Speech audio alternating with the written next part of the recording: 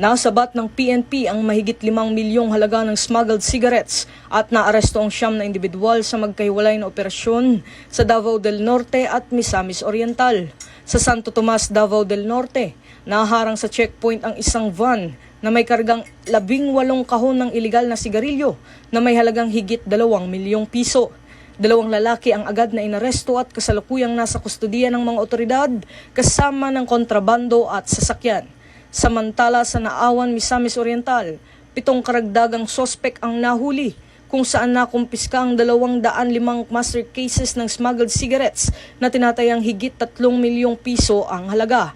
Batay sa ulat, 6 sa mga naaresto ay iniuugnay umano sa Philippine Coast Guard. Ayon kay PNP Chief Police General Jose Melencio Nartatas Jr., bahagi ito ng pinaigting na kampanya laban sa smuggling, alinsunod sa PNP Focus Agenda na layong protektahan ang kita ng pamahalaan at ang kaligtasan ng publiko sa pamamagitan ng enhanced operations at integrity monitoring.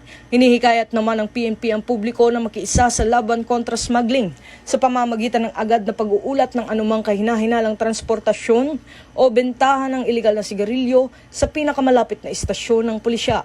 Ito ang bagong PNP para sa bagong Pilipinas. Serbisyong mabilis, tapat at nararamdaman.